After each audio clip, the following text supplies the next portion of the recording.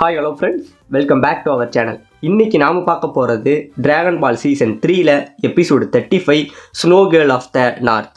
So starting சீனிலேயே பார்த்தீங்கன்னா நம்ம கோகு வந்து அந்த ஃப்ளைட்டில் கிராஷ் ஆகி வந்தார் பார்த்தீங்களா, அவங்கள கூட ஒரு பொண்ணு இழுத்துட்டு வந்தாங்க பார்த்தீங்களா, அதை தான் காட்டிக்கிட்டு இருக்காங்க. இப்போ இந்த பக்கம் ஒயிட்டு ரொம்பவே கோவப்படுறாரு. ஏண்டா அந்த பையனை கூட உங்களால் இன்னும் கண்டுபிடிக்க முடியலையா? அவங்ககிட்ட ஒரு டிராகன் பால் இருக்குது, அந்த டிராகன் பாலை எப்படியாச்சும் கண்டுபிடிங்க, எனக்கு அந்த பையன் வேணும்டா அப்படிங்கிற மாதிரி நம்ம ஒயிட்டு ரொம்பவே கோவப்படுறாருங்க. இப்போ இந்த பக்கம் அந்த டீமு வந்து கோகுவை வந்து தேடிக்கிட்டு இருக்காங்க. அப்போ அந்த பொண்ணு இருக்கா பார்த்தீங்களா, அவள் ரொம்பவே கஷ்டப்பட்டு கோகு இந்த பக்கம் இழுத்துட்டு போயிட்டு இருக்காங்க. இப்போ இந்த பக்கம் பயங்கரமான பனிப்புயல் வந்து வீசினதுனால அவங்க போன கால் தடம் மறைஞ்சு போயிடுதான். இதை உடனே அவன் ஒயிட்டுக்கிட்ட ஃபோன் பண்ணி சொன்னதுக்கு ஒயிட்டுக்கு மறுபடி கோபம். இந்த பாரு, எனக்கு மேலேருந்து வந்த உத்தரவு, எனக்கு அந்த டிராகன் பாலை கண்டுபிடிக்கணும். சில்வரை தான் அவங்க தோக்கடிச்சிட்டாங்க, நம்ம அப்படி இருக்கக்கூடாது, அந்த பாலை எப்படியாச்சும் கண்டுபிடிக்கணும். எப்படி இருந்தாலும் எனக்கு பரவாயில்ல, படி நிற்கலையோ நீங்கள் எல்லாரும் எனக்கு தேடி அவனை கண்டுபிடிச்சே ஆகணும். யார் இந்த சின்ன பையன் இவ்வளவு பவராக இருக்கான் அப்படிங்கிற மாதிரி நம்ம ஒயிட்டு பேசும்போது இவங்களும் பயந்துக்கிட்டே என்ன பண்ணுறானுங்க, மறுபடியும் வந்து தேட ஆரம்பிக்கிறானுங்க. இப்போ அந்த லேடி, அந்த சின்ன பொண்ணு இருக்கா பார்த்தீங்களா, அவன் ஒரு வழியாக வீட்டுக்கு வந்துடுறாங்க. வீட்டில் வந்து கதவை தட்டினோடனே வீட்டிலேருந்து ஒரு லேடி வெளில வராங்க. இவங்க வேறு யாரும் கிடையாதுங்க, இந்த பொண்ணோட அம்மா தான். இவங்க வந்தோடனே இந்த பையனை பற்றி சொல்கிறாங்க, இந்த மாதிரி ஃப்ளைட் ஆக்சிடென்ட்டில் இந்த பையனை பார்த்தோமா, ஆனால் இந்த பையன் உயிரோடு தான் இருந்தான் அப்படின்னு சொல்லி அவனை வீட்டுக்குள்ளே வந்து கூட்டிகிட்டு போயிட்டு இருக்காங்க. இப்போ இந்த பக்கம் ஒயிட்டை காட்டுறாங்க. அவர் பயங்கரமாக யோசிச்சுக்கிட்டு இருக்காரு, யார் அந்த பையன், சில்வரையே தோக்கடிக்கிற தைரியம் உள்ள அந்த பையன் யாரு அப்படிங்கிற மாதிரி இந்த பக்கம் ஒயிட் வந்து யோசிச்சுக்கிட்டு இருக்காரு. இந்த பக்கம் கோகு பயங்கரமாக தூங்கிக்கிட்டு இருக்கா. அப்படி தூங்கும் போதே சொல்கிறாங்க, இந்த ஒரு பையன் மட்டும்தான் அங்கே இருந்தான், வேற யாருமே இல்லை அப்படின்னு. அவங்க அம்மாவும் இந்த பையன் யார் என்னன்னு தெரியாமல் நீ பாட்டை கூட்டிகிட்டு வந்திருக்கியா அப்படிங்கிற மாதிரி சொன்னோன்னே திடீர்னு வந்து கோகு எழுந்திருக்கிறாருங்க. கோகு எழுந்திரிச்சோடனே அவன் குளிரில் நடுங்கிட்டு இருந்ததை பார்த்துட்டு உடனே என்ன பண்ணுறாங்க, அவங்க அம்மா வந்து அவருக்கு காஃபி கொடுக்குறாங்க.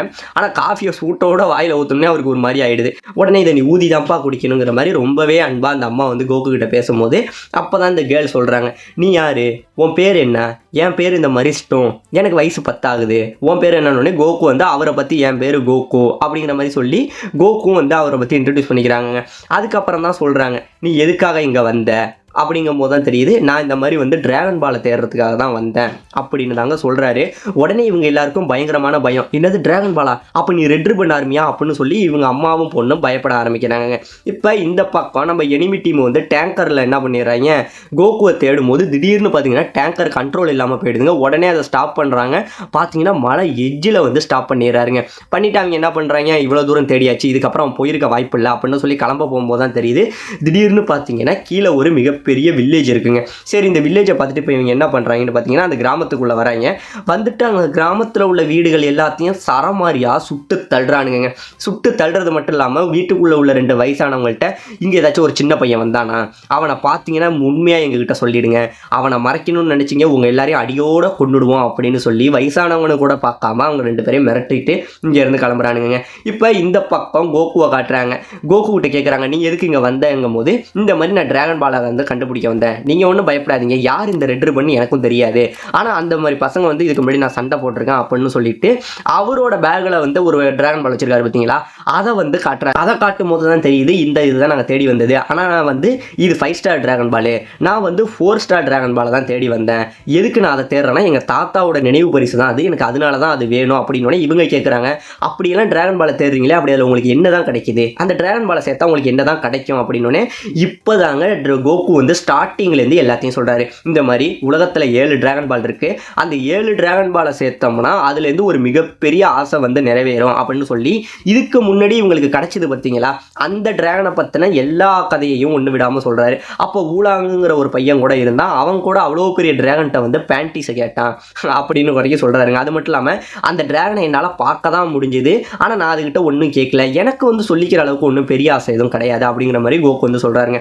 உடனே இந்த பக்கம் அந்த பொண்ணோட அம்மா பேசுகிறாங்க, இப்போ தான் எனக்கு எல்லாமே புரியுது, இந்த டிராகன் பால் எல்லாத்தையும் சேர்த்து இந்த உலகத்தையே ஆளணுன்னு தான் வந்து ரெட் ரிப்பன் வந்து இதை தேடிக்கிட்டு இருக்காங்க அப்படிங்கிற மாதிரி அவங்க அம்மா சொல்கிறாங்க.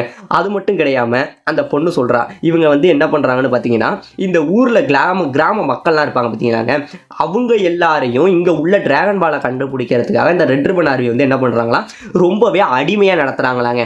அடிமையாக இழுத்துட்டு போய் அவங்கள்ட்ட வேலை வாங்குறது மட்டும் இல்லாமல் அதை எதிர்த்து கேட்குறவங்க எல்லாரையுமே வந்து அடிச்சே கொள்கிறாங்களாம். அது மட்டும் கிடையாமல் இந்த ஊரோட தலைவர் இருக்கார் பார்த்தீங்களா, அவர் ஒரு பணைய கைதியாக பிடிச்சி வரைக்குமே வச்சுருக்காங்களாம். இப்போன்னு இது எல்லாத்தையும் கோகு கிட்ட சொன்னோடனே கடைசியாக சொல்கிறாங்க, சொல்கிறாங்க கோகு நீங்களுமே ரொம்ப ஜாக்கிரதையாக இருக்கணும், நீ ஏற்கனவே சின்ன பையன், இனிமேல் அவங்க கண்ணில் படக்கூடாது அப்படின்னு நம்ம கோகு என்ன சொல்கிறாரு, சரி உங்களுக்காக நான் போய் அவங்க எல்லாரையும் கூட்டிகிட்டு வரேன் அப்படின்னு சொல்லுவார் பாருங்க. இவங்களுக்கு பயங்கரமான ஷாக்கு. ஏன்டா நீ சின்ன பையன், நீ போய் அவங்களை என்ன பண்ண முடியும் அப்படின்னோடனே எனக்காக காப்பாற்றிருக்கீங்க, எனக்காக நீங்கள் நிறையா பண்ணியிருக்கீங்க, நான் உங்களுக்காக போய் இந்த ஊர் தலைவரை நான் காப்பாற்றி கொண்டு வரேன் அப்படின்னு சொல்லிட்டு கோகு என்ன பண்ணுறாரு, இங்கேருந்து கிளம்புறாருங்க. இப்போ இந்த பக்கம் வெளியில் ஒரு டேங்க் வருது. யார் அப்படின்னு பார்த்தீங்கன்னா அந்த எதிர் டீம் தேடிட்டு வந்தாங்க பார்த்தீங்களா, அவங்க வெளியில் வந்துடுறாங்க. இதை பார்த்தோன்னே வீட்டில் உள்ளவங்க பயந்துக்கிட்டு கோகு அவங்க வந்துட்டாங்க, நீ இப்போ வெளியில் இருக்கக்கூடாது, எங்கேயாச்சும் போய் ஒளிஞ்சிக்க அப்படின்னு சொல்லி அவங்கள வெளியில் ஒளிய வைக்க, இப்போ இந்த பக்கம் டீம் இருக்காங்க பார்த்தீங்களா, அவங்க கொஞ்சமாக உள்ளே வந்து யாராச்சும் சின்ன பையனை இங்கே பார்த்தீங்களா அப்படின்னு விசாரிக்கும் போது இல்லை எங்களுக்கு யாரையுமே தெரியாது அப்படிங்கிற மாதிரி இவங்க 2 பேரும் சொல்ல, உடனே பாத்ரூமில் அந்த ஃப்ளஷ் பண்ணுவாங்கள பார்த்தீங்களாங்க, அந்த சத்தம் கேட்க ஆரம்பிச்சிடுது. சத்தம் கேட்டோடனே இவங்க 2 பேரும் என்ன பண்ணுறாங்க, உள்ளதான் யாரோ இருக்காங்கன்னு சொல்லிட்டு அந்த பாத்ரூமில் சரமாரியாக சுடுறானுங்க. அப்படியே வந்து சல்லடை மாதிரி அந்த கதவு ஓட்டையாகுது. அந்த அளவுக்கு சுட்டதுக்கு அப்புறம் உள்ளவங்களாம் கத்துறாங்க வெளியில் உள்ளவங்க. உடனே பார்த்தீங்க அப்படின்னா கோகு மயங்கி விழுந்து உள்ளே கிடக்கிறாரு. பார்த்தீங்க அப்படின்னா இவ்வளோ புல்லட்டு சுட்டும் ஒன்றுமே ஆயிருக்காதுங்க. அப்படியே கோகு எழுந்திரிச்சு வந்து இப்போ இவங்கள அடிப்பாரு பாருங்க, ஒரு அட்டி, அவ்வளோதான் முடிஞ்சிச்சு, இவங்க மயக்கம் வந்து கிடப்பாங்க. இப்போ என்னதான் நடந்தது அப்படிங்கிற மாதிரி அந்த பொண்ணு கேட்க, ஆமாம் நான் ஒன்றும் பெருசாக பண்ணல, ஒரு 6 குத்து 4 உதை இவ்வளோதான் பண்ணணுன்னே அந்த அம்மாவுக்கும் பொண்ணுக்கும் அவ்வளோ ஒரு ஆச்சரியம். நினச்சதோட இந்த பையன் ரொம்பவே ஸ்ட்ராங்காக இருக்கான் அப்படிங்கிற மாதிரி. இப்போ கோகு என்ன சொல்கிறாரு, உங்களுக்காக நான் அவங்கள போய் காப்பாற்றிட்டு வரேன் அப்படின்னு சொல்லிட்டு அவரோட அந்த பேக்கை எடுத்துக்கிட்டு இங்கேருந்து வெளியில் போகிறாருங்க. வெளியில் போகும்போது இவங்க சொல்கிறாங்க, இந்த பையன் ரொம்பவே ஆச்சரியமாக இருக்கான், ஆனால் என்ன ஒரு துர்தஷ்டம், இவன் அங்கே போயிட்டானா மறுபடியும் இந்த பையனை என்னால் உயிரோட பார்க்க முடியுமான்னு தெரியல அப்படின்னு சொல்லி வாயமுள்ள மறுபடியும் கோகு வந்து வெளில நிற்பாருங்க. ஆமாம் அவருக்கு வந்து எந்த ட்ரெஸ்ஸுமே போடாமல் வெளில போனார் பார்த்தீங்களா, அதனால அவருக்கு பயங்கரமான குளிர் வந்துருங்க. இப்போ அவர் மறுபடியும் நெருப்பில் குளிர் காஞ்சிக்கிட்டே இருக்கும் போது அவங்க அம்மா சொல்லுவாங்க மாதிரி மசில் கோபுரத்தை பற்றி நீங்கள் கேள்விப்பட்டிருக்கீங்களா அப்படின்னோடனே இப்போதாங்க ஒரு கதை வரும். அதாவது இந்த ஊர் மக்கள் தலைவர் இருக்கார் பார்த்தீங்களா, அவரை மசில் கோபுரம் அப்படின்னு சொல்லப்படக்கூடிய ஒரு கோபுரத்தோட உச்சியில தான் வச்சிருக்காங்களாம். இந்த கோபுரத்துக்குள்ள இது வரைக்கும் யாருமே உள்ளேயே போனதில்லை. அதையும் மீறி உள்ள போனவங்க உயிரோட வெளியில வந்ததும் கிடையாது. ரொம்பவே ஆபத்தான ஒரு இடம். இதுக்குள்ள எவ்வளவு பெரிய ஆபத்து இருக்குங்கிறது இது வரைக்கும் யாருக்குமே தெரியாது. அவரை காப்பாற்ற போன எவ்வளவோ ஊராட்கள் வந்து இது வரைக்கும் செத்துதான் போயிருக்காங்க.